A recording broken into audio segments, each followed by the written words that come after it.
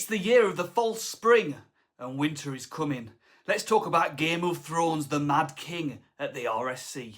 The Mad King, written by Duncan MacMillan and directed by Dominic Cooke, acts as a prequel to the Game of Thrones TV series and books. It's about 15 years before the TV show starts, and magic has been lost from the world, so don't expect dragons or White Walkers or any surprise resurrections.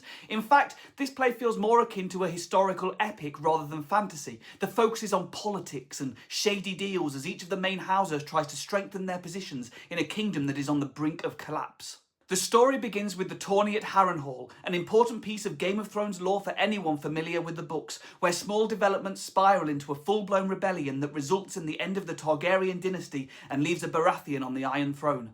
In fact, for the opening 45 minutes, this feels hardly like Game of Thrones at all. Never have we seen the characters so happy, the first hints of spring bringing old friends back together, whilst new romances are beginning.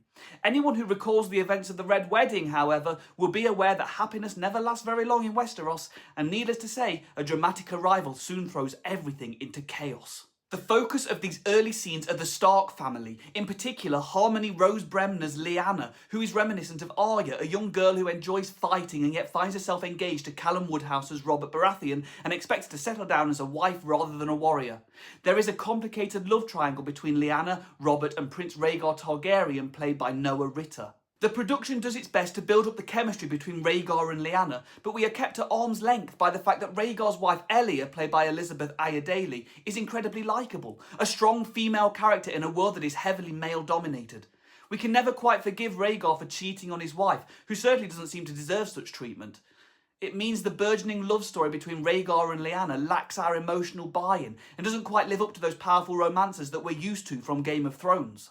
The design of the play is phenomenal. All House Sigils have been redesigned by Georgia McGuinness and they look glorious, whilst the costumes are simply beautiful and help to reflect the sheer diversity in the characters, from the Stark's northern cloaks to the Martell's silk gowns. At nearly 4 hours long, the main aspect that lets this show down is its length, especially when elements of the story feel like they could have been easily cut to make the running time more palatable.